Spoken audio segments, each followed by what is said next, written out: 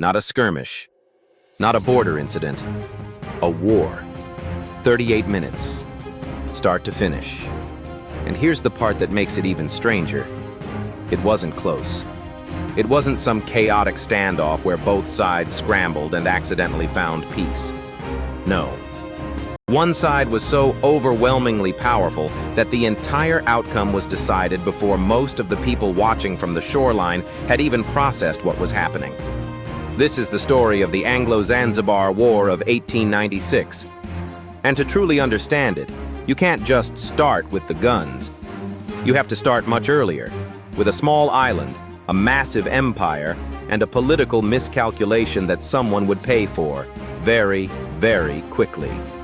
The island that mattered more than it should. Zanzibar sits just off the eastern coast of Africa, in the Indian Ocean.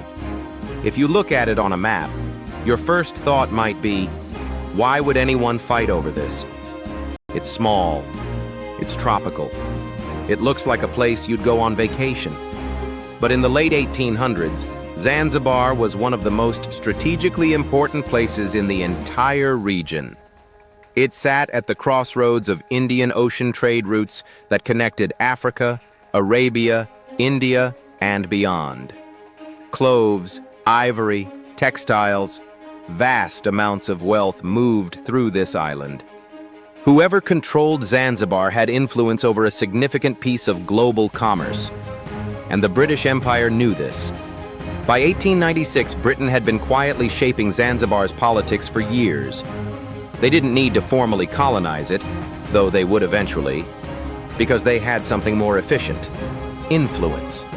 They backed rulers who cooperated with British interests. They stationed advisors. They maintained a naval presence nearby.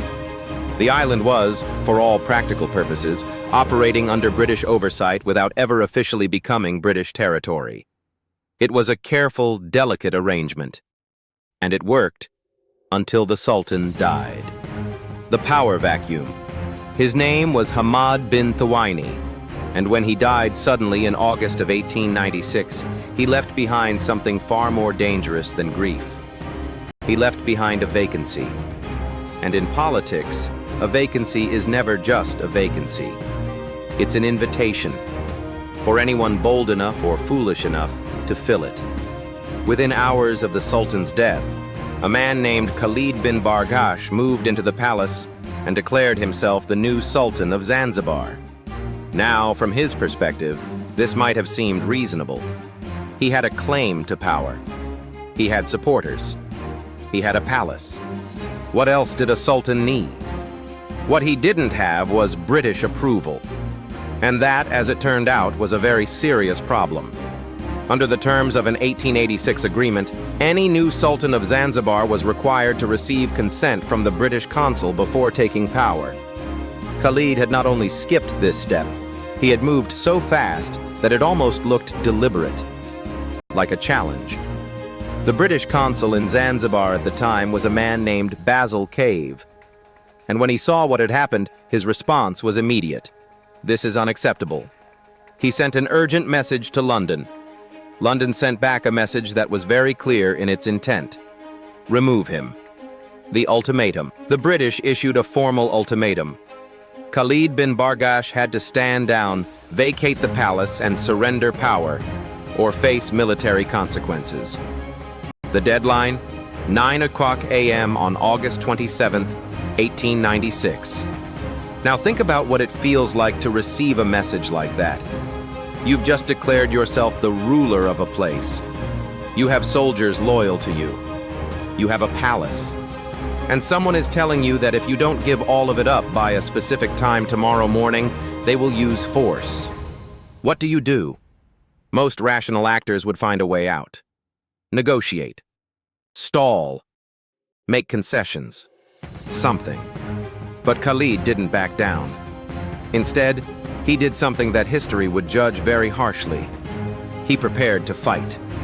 Inside the palace grounds, his forces gathered. Estimates suggest somewhere between 2,000 and 3,000 men. Soldiers, loyal guards, armed supporters. They barricaded themselves inside. They positioned a royal yacht in the harbor. They brought out cannons that had been gifted to Zanzibar years before as diplomatic tokens. They raised their flag and held their ground. From the outside, it might have almost looked like resolve, like defiance, like the beginning of something. It was, in fact, the beginning of something, just not what Khalid imagined.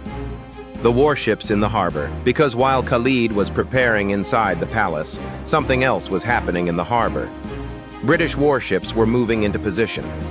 Not one ship, multiple ships. The HMS Philomel, the HMS Thrush, the HMS Sparrow, the HMS St. George, and the HMS Raccoon.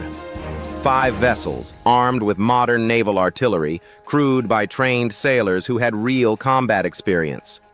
These ships weren't there to negotiate. They were there to deliver a consequence. And here is where the reality of the situation becomes almost impossible to overstate. On one side, Khalid's forces. Thousands of men, yes, but armed with outdated weapons, defending a palace made of stone and wood, with a single yacht in the harbor that had, at best, a few guns mounted on it. On the other side, the British Royal Navy. Cannons that could fire heavy shells over long distances with precision. Ships made for naval warfare. Crews who knew exactly what they were doing. This was not a balanced standoff. This wasn't even in the same category. It was like bringing a kitchen knife to a fight where the other side has artillery. And the terrible thing, the truly tragic thing, is that at least some of Khalid's men must have understood this. They must have looked out at the harbor, at those ships sitting silently in the water, and felt something cold move through them. But they stayed. 9 o'clock a.m. The morning of August 27th arrived. In the harbor, the British ships sat ready. Sailors at their stations. Guns loaded. Officers watching the clock. Inside the palace, Khalid's men waited. Some of them, by accounts from the time, genuinely believed the British might not fire. That this was a bluff. That there would be last-minute negotiations. That somehow, something would change. The clock moved toward 9 o'clock a.m. No one came out of the palace. No white flag appeared. No messenger arrived with terms. And at exactly 9:02 a.m., 2 minutes past the deadline, the British ships opened fire. 38 minutes. The first shells hit the palace almost immediately. This is the part that's hard to fully imagine if you've never seen what modern naval artillery can do to a building. These weren't warning shots. These were direct strikes. Stone walls cracked and collapsed. Roofs came down. Fires broke out within the first few minutes. The sound alone must have been overwhelming, a kind of thunder that rolled across the entire island, heard by people miles away who had no idea what was happening until they stepped outside and saw smoke rising over the city. Inside the palace, everything fell apart almost instantly. Some of Khalid's soldiers tried to return fire. There are accounts of the royal yacht, the Glasgow, attempting to engage the British ships. It was hit almost immediately, caught fire, and sank. Its crew, to their credit, kept the Zanzibari flag flying above the surface of the water even as the ship went down. A small, defiant gesture in the middle of an overwhelming catastrophe. The palace cannons fired. But they couldn't reach the British ships effectively. The range was wrong. The weapons were too old. The men operating them had no real experience in naval combat. Every shot they managed to get off was answered by a volley of return fire that made their effort seem almost heartbreaking by comparison. And then, within minutes, it was over. Or nearly over. Key structures inside the palace complex collapsed. The Sultan's war flag, which had been flying defiantly above the palace, was shot down. Command broke down completely. Defenders scattered. Khalid bin Bargash did not stay to face the consequences of his decision. He fled to the German consulate and claimed political asylum. At 9:40 a.m., it ended. 38 minutes after the first shot was fired, the fighting stopped. The palace was in ruins. Roughly 500 people on the Zanzibari side had been killed or wounded, a number that is staggering when you consider the timeline. That's casualties per minute on a scale that speaks to just how one-sided this engagement truly was. British casualties? One officer, lightly wounded. The flag came down. A new sultan, one approved by the British, was installed. And the whole thing was, for all practical purposes, finished before most of the island had even eaten breakfast. What do we make of this? The Anglo-Zanzibar War officially holds the Guinness World Record for the shortest war in recorded history. It is one of those facts that, when you first hear it, sounds like a trivia trick. Something someone made up to win a bet. But it's real. It happened. And it leaves behind some genuinely uncomfortable questions. Was it even a war? Or was it a demonstration? A message? Because the thing about a war is that it usually implies some uncertainty about the outcome. Some back and forth. Some chance that either side might prevail. There was no chance here. Not really. Britain wasn't fighting Zanzibar. It was making a point to everyone watching. To every other ruler in the region. To every other local power that had British interests nearby. The message was clear. Don't test us. This is what happens when you do. Khalid bin Bargash tested them. And in 38 minutes, the test was graded.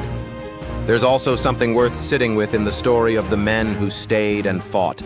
The soldiers and guards who stood their ground inside that palace, knowing what was in the harbor, knowing what those ships could do.